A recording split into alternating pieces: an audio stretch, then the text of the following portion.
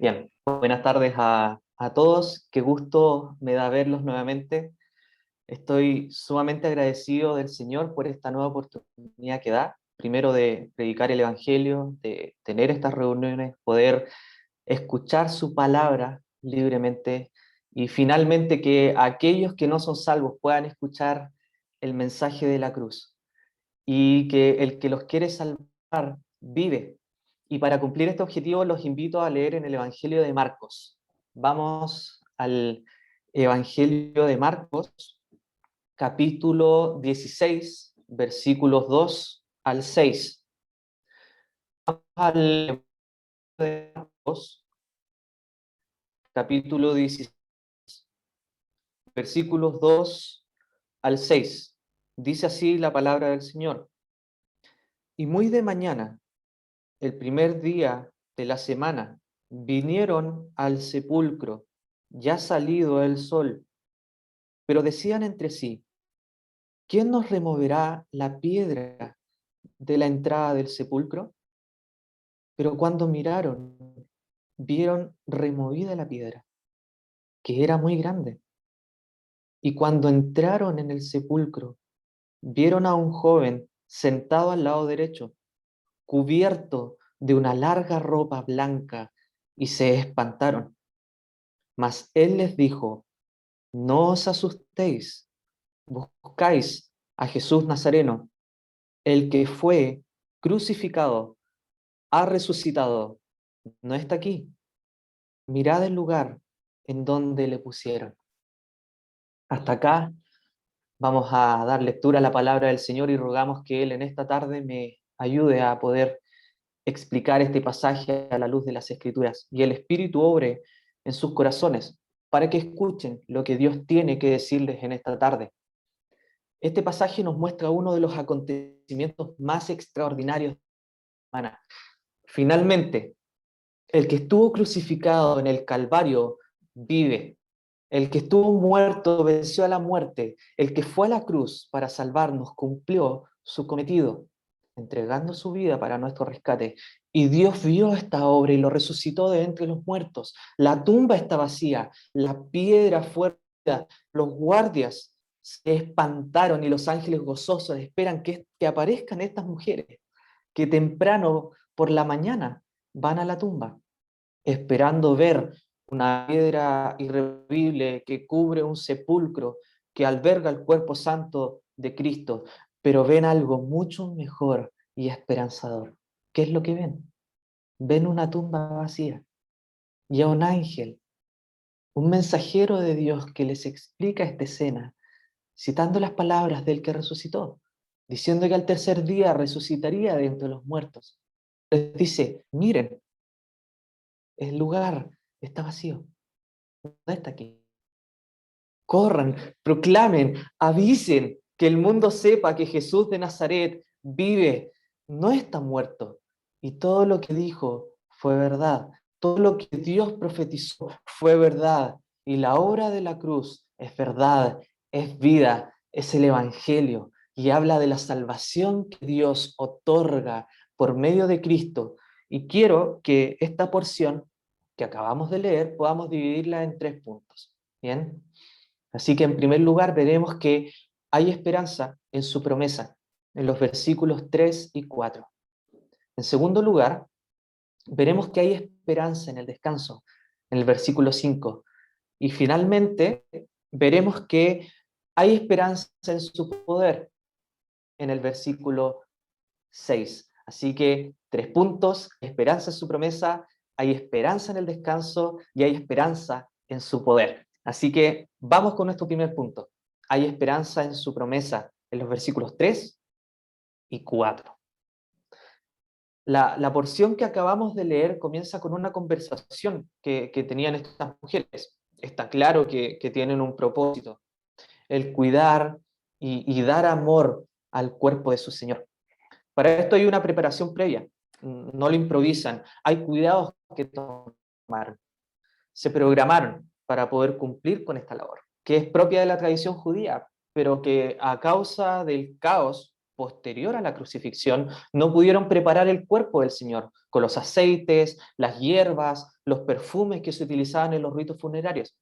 Así que ellas, muy de mañana, van camino a la tumba, al lugar de reposo, a un sepulcro, y recordar que era propiedad de José de Arimatea, un hombre rico que otorgó este espacio a su Señor. La particularidad de estas tumbas, para que todos sepamos, ¿cierto?, es que son labradas en la roca. Para evitar los robos o los saqueos se ponían unas rocas gigantes en la entrada, y estas rocas pesaban muchas toneladas. Así que se necesitaba de varias personas para poder. Entonces, ellas prepararon todo, pero en el camino se acordaron de este detalle y se preguntaron, ¿quién nos removerá la piedra de la entrada del sepulcro? ¿Cómo vamos a entrar? Como dije recién, la piedra es gigante y es sumamente difícil de moverla. Ahora agreguemos lo que se nos dice en otros evangelios. La tumba era custodiada por guardias, para evitar que alguien entrara en la tumba y robase el cuerpo del Señor, ya que a diferencia de sus discípulos, los fariseos sí tomaron en consideración lo que Cristo había dicho. ¿Qué cosa? Que al tercer día iba a resucitar. Así que planearon todo para que los discípulos no fueran a robar el cuerpo del Señor y dijeran después que había resucitado de los muertos, que era lo que ellos pensaban, los fariseos. Esto demuestra su falta de fe y cómo ellos también vieron lo que el Señor Jesús decía. Que para quienes se suman y más dificultades. Y por donde podamos mirarlo, es casi imposible para cualquier persona poder remover esta piedra, poder plantear estas dificultades y entrar. Pero ellas van con fe, porque llegan al sepulcro cuando ya el sol había salido y se encuentran con un panorama inexplicable. La inmensa piedra que cubría el sepulcro, una piedra que pesaba toneladas, fue arrancada de su base y lanzada lejos, no simplemente corrida o rodada como lo haría la fuerza humana, sino que la fuerza de Dios en su misma aprobación deslumbró la tumba oscura en una luz incomparable, lanzó esta roca y los guardias completamente impactados fueron incapaces de reaccionar ante el estallido de poder, demostrándonos a todos, ¿qué cosa? Que las mazmorras de la muerte quedaron sin una puerta que custodiar y sus cadenas quedaron completamente rotas porque Cristo resucitó al tercer día conforme a las Escrituras. La piedra removida, estimados, nos muestra que la muerte no manda más.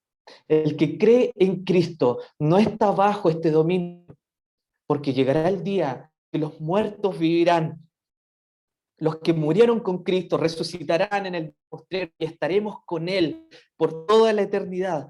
Nuestros cuerpos serán transformados para estar a su semejanza, disfrutando de su amor eterno.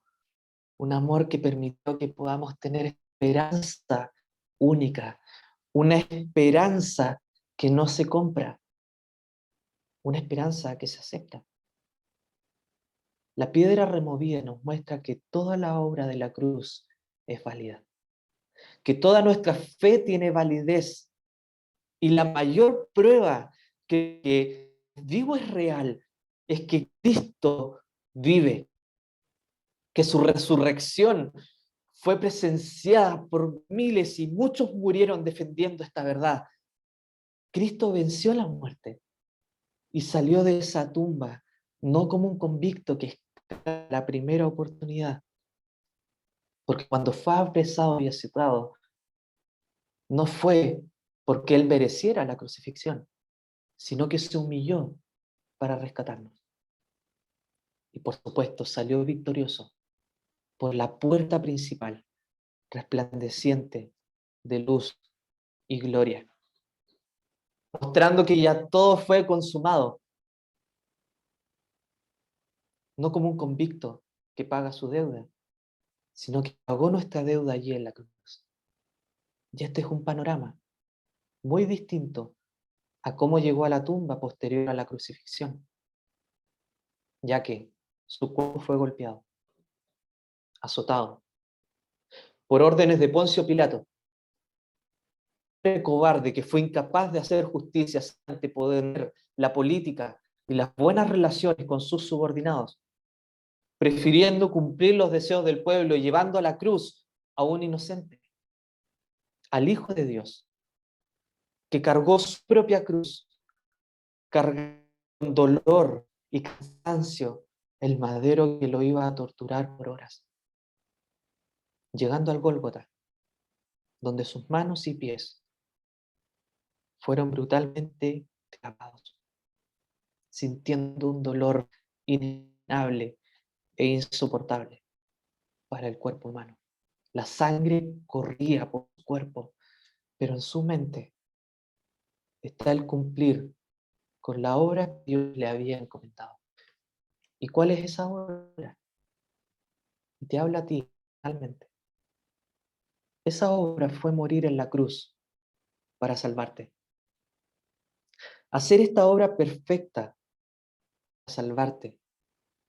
Soportar el dolor y la vergüenza que tú te mereces para que tengas oportunidad de escuchar el mensaje de la cruz. Y no solo escucharlo, sino que creerlo. La cruz evidencia la muerte. La piedra removida evidencia la vida y poder. Y ahora vamos al siguiente versículo, al siguiente punto, donde la imagen del ángel sentado sobre el sepulcro evidencia el descanso. Y esto lleva al segundo punto que dice, hay esperanza en el descanso, en el versículo 5.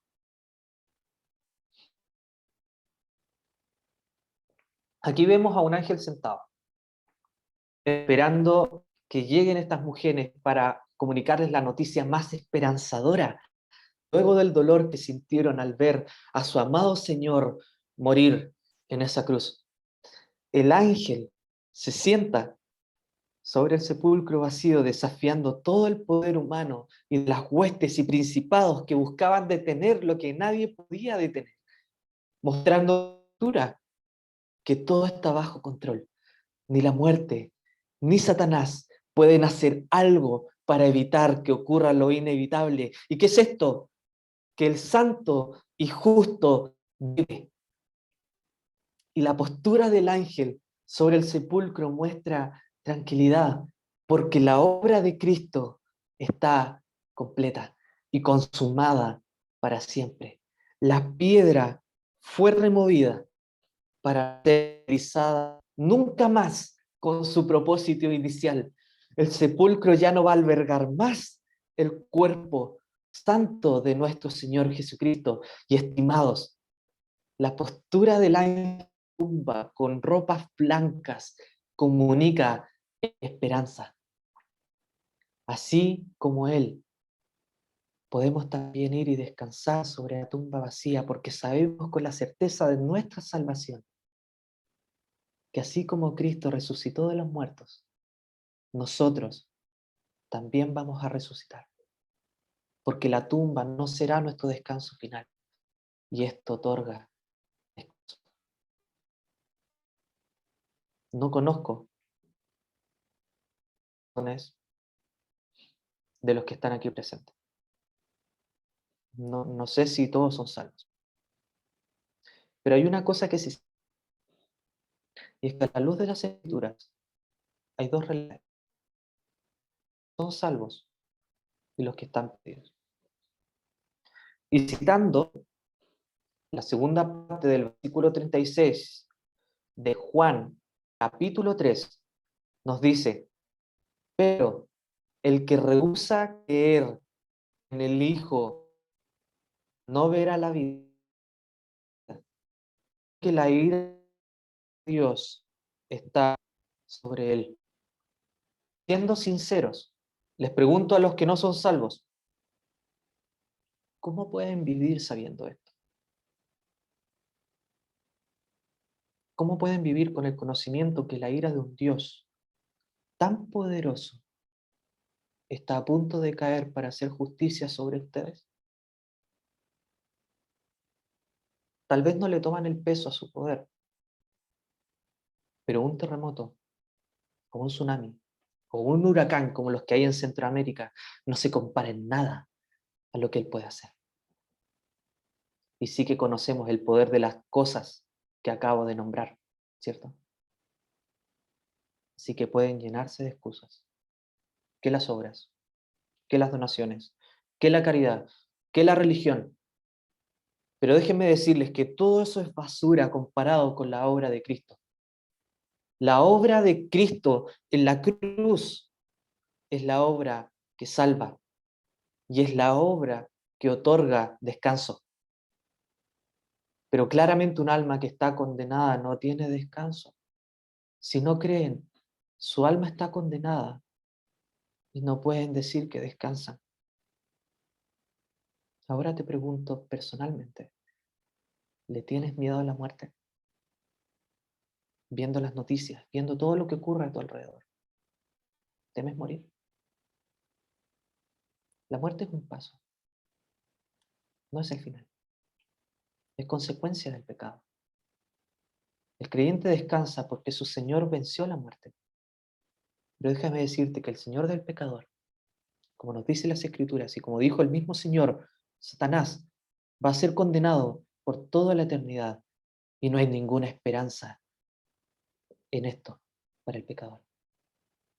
Satanás actualmente está esperando su sentencia. La muerte va a ser condenada y lo tremendo es que va a ser condenada por el que resucitó de entre los muertos, por Jesús de Nazaret. Y esto genera un tremendo alivio, porque esa victoria la tuvo Él y la regala. No tienes que hacer nada más que creer en Él y tendrás descanso. Debes confiar que Él venció a todos nuestros enemigos y tendrás descanso. Tu alma por fin podrá descansar y reposar en las promesas del que resucitó de entre los muertos, porque en la cruz su obra fue perfecta. No hubo nada malo, no hubo ningún error en su obra. Desde Getsemaní, donde dijo al Padre que no se haga mi voluntad, sino la tuya, donde no descansó desde la madrugada, cuando fue apresado y golpeado por testigos cobardes y mentirosos que decían incoherencias con tal de acusarlo de algo. Pero él lo único que hizo fue amar a su Dios con todo su corazón, con toda su alma y con todas sus fuerzas.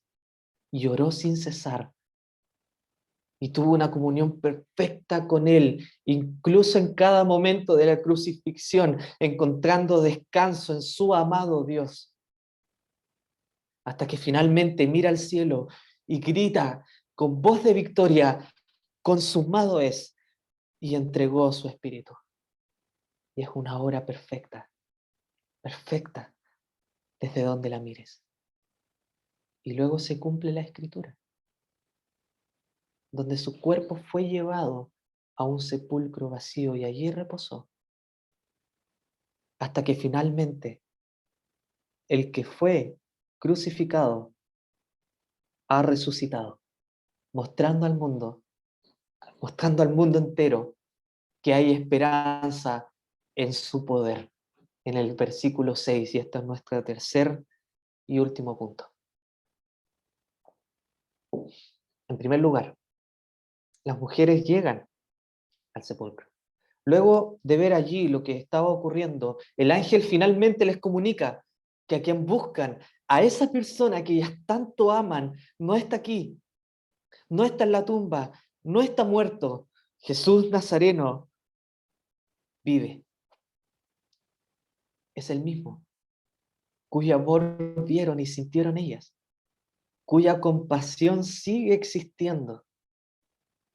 Esa misericordia que lo llevó a la cruz ese amor que permitió que soportara el sufrimiento eterno por nosotros, esa autenticidad que lo hizo orar por sus enemigos mientras lo clavaban en el madero, y esa compasión que lo hizo escuchar a un ladrón, que lo único que pidió era que lo recordara cuando él viniera con su reino. Y también debemos recordar que la última vez que estas mujeres vieron al Señor estaban lejos, observando, observando cómo la persona que más amaban era condenada, y lo único que hizo fue amar a su pueblo. Y la esperanza es que en su poder Él volvió de la muerte con esta misma autenticidad, con este mismo amor, con esta misma misericordia, con la misma compasión, y está intacta al día de hoy. Y estimados, ahora Él los está observando. En el lugar donde estés ahora, los está esperando, con una sonrisa en su rostro, con sus brazos abiertos. Y no piensen que Él los está juzgando, que los está rechazando. Al contrario, dice la palabra del Señor que Él vino a buscar y a salvar lo que se había perdido. Y ahora me dirijo a ti, que no eres salvo. Escúchame con atención. En esta tarde, Él quiere que sepas que te amó tanto, que dio su vida por ti en la cruz, para que no te pierdas, sino que tengas vida eterna. Él hizo todo esto para salvarte. Entonces te pregunto, ¿qué esperas para creer? ¿Qué esperas para tomar esta decisión? ¿Qué es lo que te detiene? Continuamos con el pasaje. En segundo lugar, la tumba vacía nos da esperanza porque el que te quiere salvar está vivo y no está muerto. Está en la cruz. Él salió victorioso. Tiene poder. Y si se fijan, en la tumba se ve su poder. Y en la cruz del Calvario también se evidencia su poder. La obra de la cruz, como cree el mundo, no solo fue el sufrimiento físico que cualquier crucificado sufre, ya sea con sus manos y pies clavados. Además hay que añadir que previo a la crucifixión fue azotado brutalmente y sin piedad. Le hicieron cargar su propia cruz para humillarlo aún más frente a la vista de su propio pueblo. Pero su poder no se refleja en sufrir físicamente el dolor y las burlas, sino que la palabra nos dice que hubo sobre la tierra tinieblas. Nadie pudo observar lo que allí ocurría, porque resulta que en esas 3 horas de tinieblas el poder de Dios se manifiesta de una forma perfecta. El Hijo carga con nuestro pecado en su cuerpo, uno llevando el pecado de millones para ser presentados ante un Dios eternamente justo y santo, que al ver nuestras vergüenzas, nuestras blasfemias, nuestra incredulidad, años y años de pecados completamente aborrecibles, vidas completamente alejadas de Él, prefiriendo las cosas de este mundo que su amor y misericordia, todo esto junto, Él la presenta. ¿Y qué ocurrió? Nos dice Isaías que el castigo de nuestra paz fue sobre Él. Lo que tú y yo merecemos, Él lo sufrió por amor. Lo sufrió para salvarnos. Y con el poder que tiene el Hijo de Dios, Él soportó el castigo eterno en su cuerpo. Nuestros pecados fueron clavados en aquella cruz. Y en esas 3 horas de tinieblas Él soportó el desamparo que nosotros merecemos por nuestras culpas. Fue dejado solo, porque mis pecados y los tuyos salieron a la luz. Y Dios aborrece el pecado. Y aquí está el poder del Hijo. soportando el castigo por nosotros en esa cruz. Y ahora, estimados, estando ahora a los pies de la cruz, les pido que dejen de mirar sus pies y lo miren a Él y crean. Les pido que observen a la fuente de la salvación. Miren al que cargó con sus pecados con un poder inimaginable e hizo posible que podamos tener esperanza en su poder, una esperanza única, porque sabemos que fuimos sustituidos en esa cruz. Ahora me dirijo a ti que no crees ni has aceptado a Cristo como tu Salvador. Tú que escuchas este mensaje, acércate con confianza al que te quiere salvar. Y vuelvo a insistir en lo mismo, Él no te va a rechazar.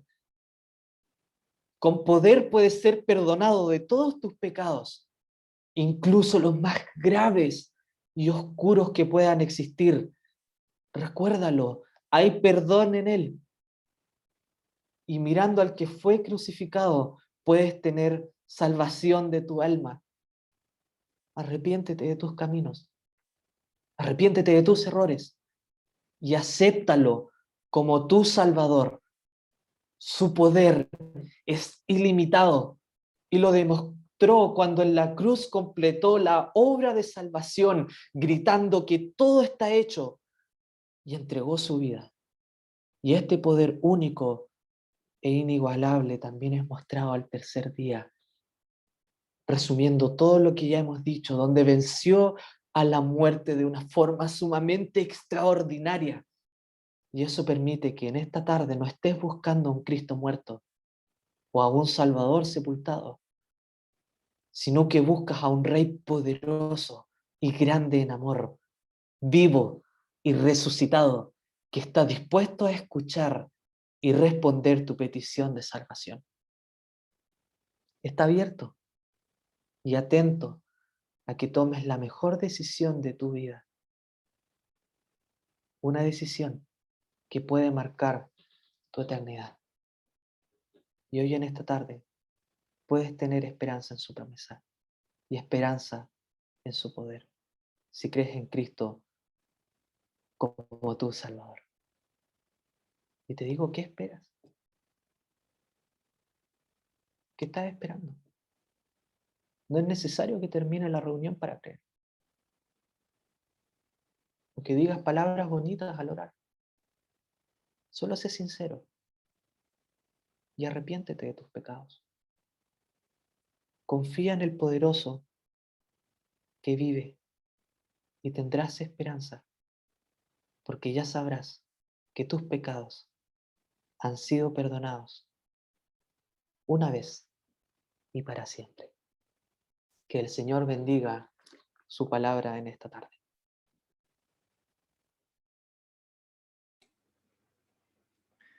Muy bien, damos las gracias a nuestro hermano Alexander, quien nos ha dado esta primera parte.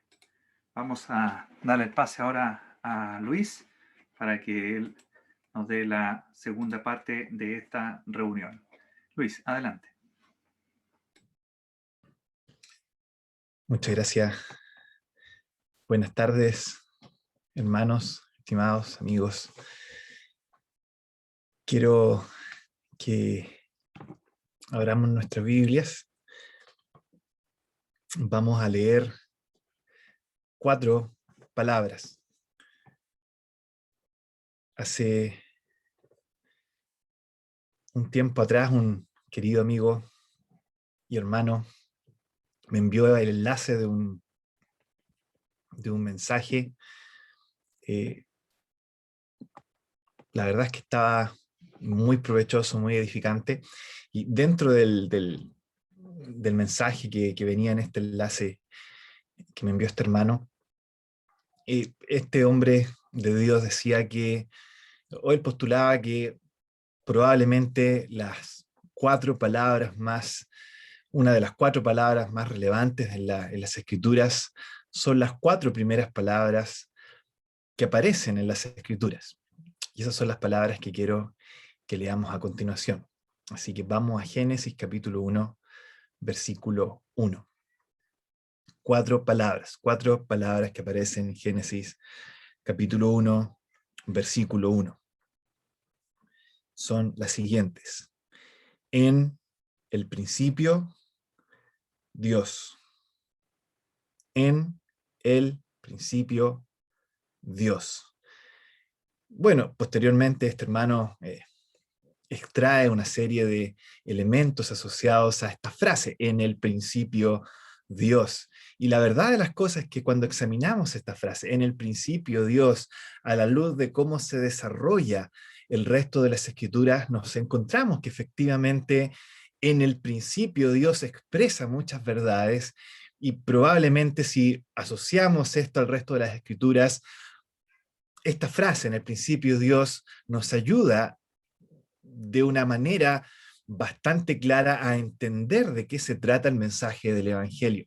Y es por eso entonces que quise tomarme de esta frase para poder entregar el mensaje que me gustaría compartir con ustedes en estos minutos que tenemos por delante. Vamos a ver cómo el Evangelio está contenido en esta frase, en estas primeras 4 palabras que aparecen en nuestras Biblias. En el principio, Dios. En esa frase, en el principio Dios, se encuentra contenido el Evangelio probablemente en sus 3 grandes áreas.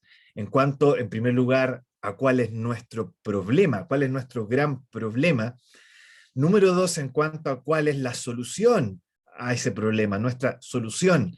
Y finalmente, en tercer lugar, con respecto a cuál es nuestra respuesta ante esa solución que Dios provee para nosotros. Y eso es entonces lo que quiero que podamos examinar en estos minutos que tenemos por delante.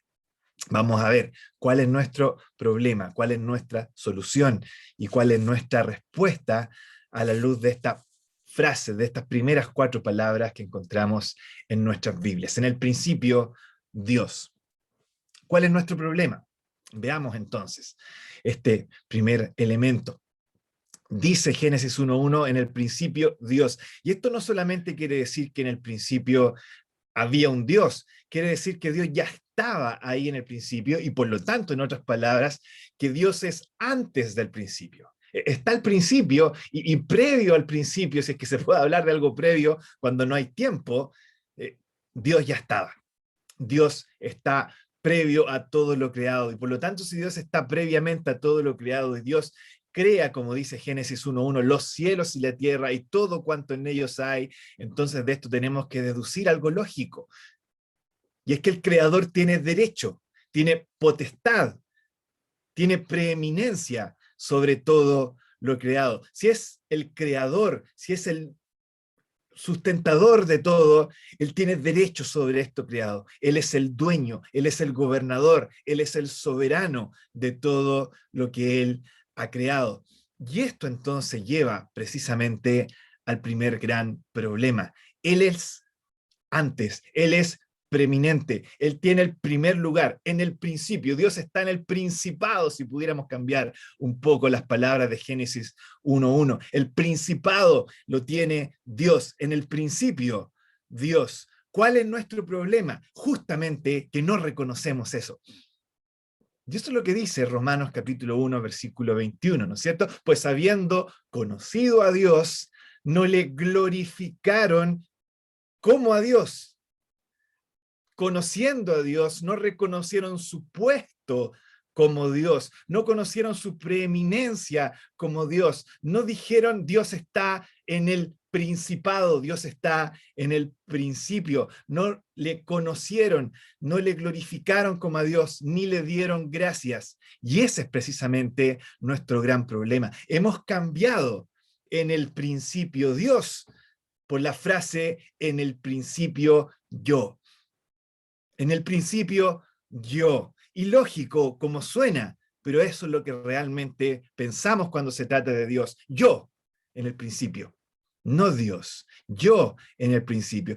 Nos creemos finalmente Y esa es la esencia del pecado. Nos creemos más capaces que Dios, nos creemos más inteligentes que Dios, nos creemos más suficientes que Dios para guiar nuestras propias vidas. Esa es la raíz del pecado.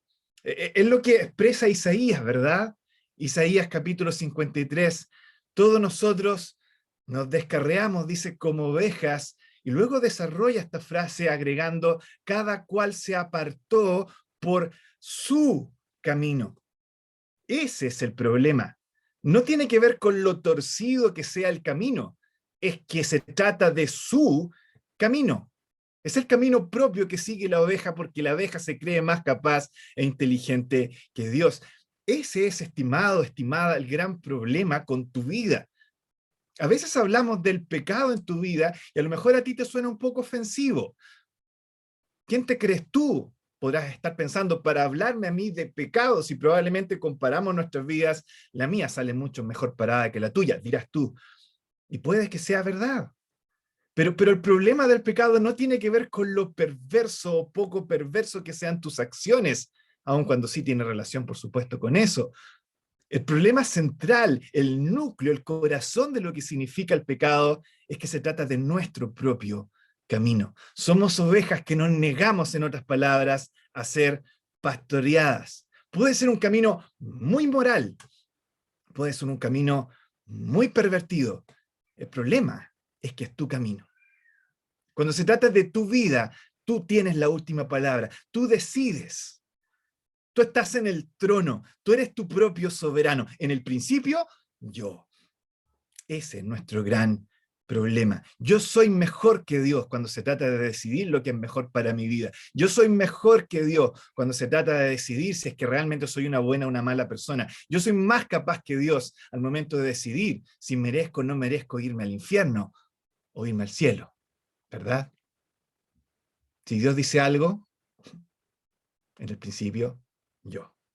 Ese es precisamente nuestro gran problema. Hemos cambiado en el principio Dios por en el principio yo. Y nos hemos sentado en el trono de Dios y nos creemos con las facultades de gobernar y ser soberanos sobre nuestra propia vida.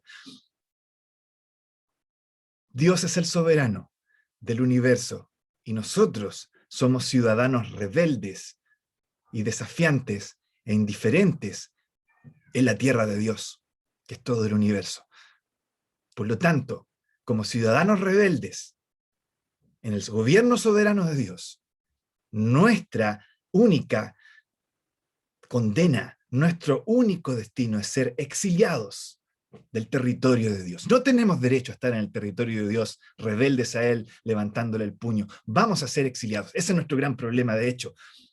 Y el exilio se conoce en las Escrituras como infierno. Ese es nuestro problema. Hemos cambiado en el principio Dios por la frase en el principio yo. Eso es lo primero. Vamos a lo segundo. Porque si hemos cambiado en el principio Dios por en el principio yo, Dios ha provisto una solución.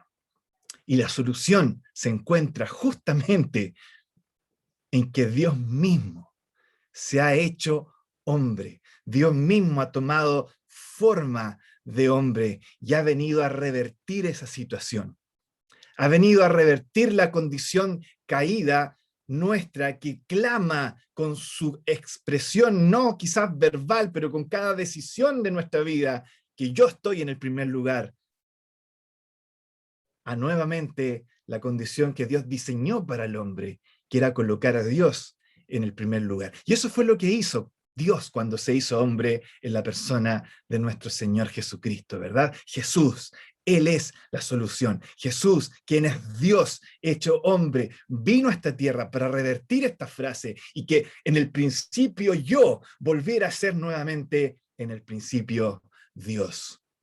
¿Cómo se logra esto? No se trata solamente de que Él haya vivido 33 años acá en esta tierra y en ningún momento durante esos 33 años se haya puesto Él primero por encima de su Padre, por encima de Dios. Es verdad, su vida se caracterizó por eso. Si pudiéramos resumir su vida en una sola expresión que Él profirió desde sus labios, esta sería: mas no se haga lo que yo quiero, sino lo que tú. Ese es un resumen precioso de lo que es la vida del Señor Jesús, de lo que es la vida de Jesús. No se haga mi voluntad, sino la tuya. De eso se trata su rectitud, de eso se trata su justicia. Eso es lo torcido que nosotros tenemos y que Él no tiene. Él vive su vida a la luz de la verdad. Dios está primero, en el principio Dios. Pero no se trata de eso. Eso llega, por supuesto, de mucha utilidad, pero el punto clímax está en otro momento. No en su vida solamente de ejemplar que Él vivió aquí en este mundo, sino en el momento donde al término de esa vida ejemplar llega el clímax, al momento donde Él es crucificado y es colgado en una cruz. Pasa, estimado, estimada, que la cruz es algo más que simplemente clavos siendo enterrados en los lugares más sensibles de su cuerpo, en las muñecas o en los pies, o azotes destruyendo las carnes y los músculos y los huesos y las costillas en su espalda, o la lenta muerte por asfixia que pudiera provocarse a medida que pasaban los minutos y las horas en esa posición crucificada. Es más que eso. La cruz de Cristo es más que eso. La cruz de Cristo tiene que ver con que en un momento la ira del mismo Dios, el infierno eterno que el mismo Dios ha preparado para el diablo, sus ángeles y para todo aquel que persiste en una posición rebelde a su gobierno, ese infierno es descargado en toda su potencia sobre el Señor Jesús.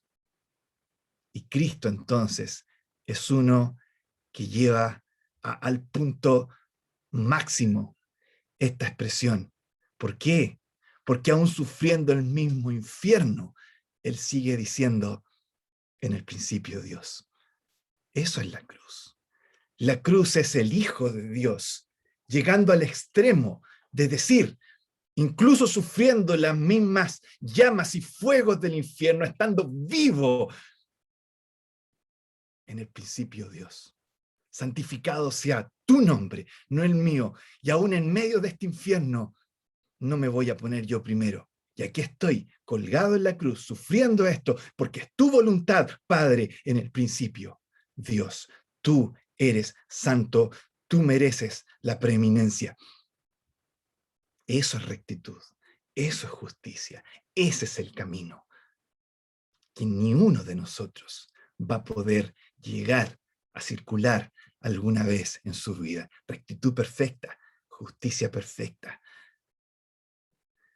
Sin embargo, y esto lo digo con mucho respeto y con mucha reverencia, si la cruz fuera solo eso, lo que acabo de mencionar, la obra de Cristo no nos salva. Si la cruz fuera solamente Cristo en una justicia y rectitud perfecta, diciendo, santificado sea tu nombre, en el principio Dios, aún en medio del infierno, si eso fuera todo lo que la cruz significa, esa obra no nos salva. ¿Por qué? Porque hay algo más. La pregunta es, ¿por qué Él está sufriendo ahí? ¿Por qué Él está sufriendo ese infierno? ¿Cuál es la razón? Él no se lo merece. ¿Por qué está ahí sufriendo ese infierno que Él no merece? Y eso entonces lleva a la gran respuesta que Isaías mismo también tiene que reconocer. Él fue herido por nuestras rebeliones, molido por nuestros pecados. En otras palabras, si Él está ahí sufriendo ese infierno, lo está haciendo en nuestro lugar, en tu lugar, en mi lugar. Tú y yo merecemos estar clavados ahí sufriendo ese infierno para toda la eternidad. Y Él está tomando tu lugar, Él está tomando mi lugar. Él sufre el infierno que nosotros merecemos. Y ahí sí es que esta obra salva de verdad. Porque ahí es donde se produce el gran intercambio. Cuando esta obra se ve en su totalidad, como la acabamos de ver en sus dos partes, se produce este gran intercambio. Tú deberías estar en esa cruz colgado por toda la eternidad, sufriendo el infierno que rectamente mereces por tu rebeldía ante el soberano del universo. Eso es lo que tú mereces. Pero eso es lo que sufre el Hijo de Dios. Eso es lo que sufre Jesús. Eso es lo que sufre nuestro Señor Jesucristo para que tú no tengas que sufrirlo. Él toma tu lugar. Y por otro lado, esa rectitud, esa justicia perfecta de la que hemos hablado también, Él ahora te ofrece revestirte con ella.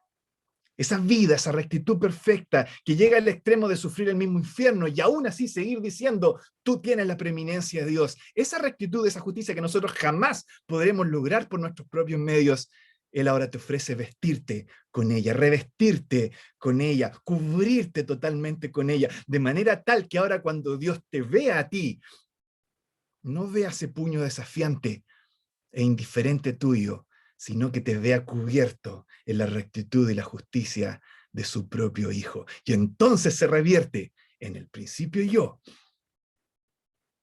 por lo que realmente es cierto, en el principio Dios. Esa es la solución. Pero queda todavía algo.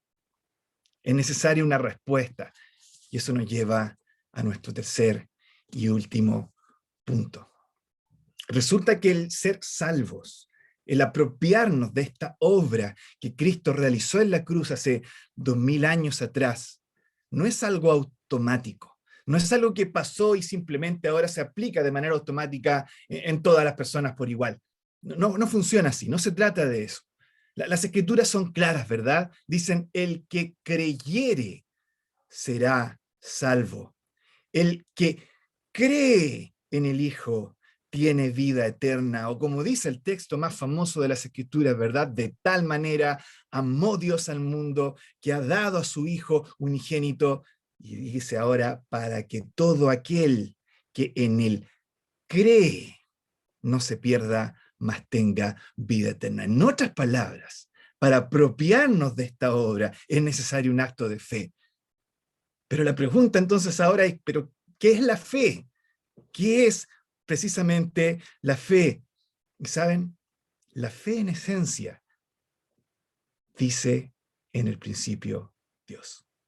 La fe en esencia es el acto cuando tú dices en el principio Dios. Dios está primero. Dios sabe. Dios está en el primer lugar. Yo creo eso y vivo a la luz de eso. De eso se trata el acto de fe que tú realizas para poder apropiarte de la obra de Cristo en la cruz. Se trata de lo siguiente, se trata de que cuando Dios habla acerca de tu pecado, tú dices, Dios tiene la razón, no yo. Aun cuando intentes defenderte a lo mejor a ti mismo, terminas reconociendo en el principio Dios, no yo. Él tiene la última palabra. No yo. Cuando se trata de mi pecado, Él tiene la última palabra, no yo. Cuando se trata de mi condenación eterna, Él tiene la última palabra, no yo. Cuando se trata del acto que nos salva, Él tiene la última palabra, no yo. Y si Dios dice que el que viene a Él no le va a echar fuera, entonces yo lo creo. Porque Él está en el primer lugar, no yo. Porque Él tiene la última palabra, no yo. Y entonces, si Dios me dice esto, yo voy y me acerco a Él en oración y oro y le pido que Él aplique esa obra a mi vida y le creo. Eso es un acto de fe. Es declarar con tu boca en el principio Dios. Es declarar con tu actitud en el principio Dios. Dios tiene razón. Cuando Él dice que soy un pecador perdido, aun cuando a lo mejor yo no lo sienta, pero Él tiene la razón. Es un acto de fe. Cuando Él me dice que hace 2000 años atrás, Cristo muriendo en la cruz realmente cargó con mi condenación y ahora me ofrece su rectitud, yo lo creo, porque Dios tiene la última palabra.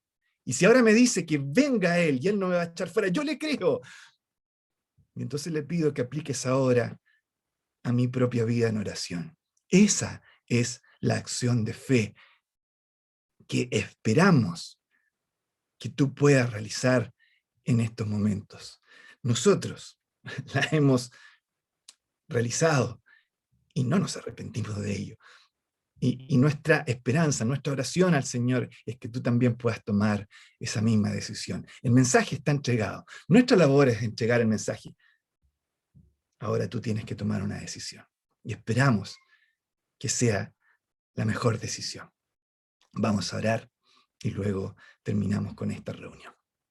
Nuestro Padre Celestial, gracias por tu Hijo, gracias por la obra de Él, gracias por su sacrificio en nuestro lugar. Gracias porque no merecemos ni nunca mereceremos lo que Él ha hecho a nuestro favor. Lo aceptamos como un regalo totalmente inmerecido, pero la gratitud nos mueve a vivir de una manera que te honre y honre lo que Él ha hecho a nuestro favor también.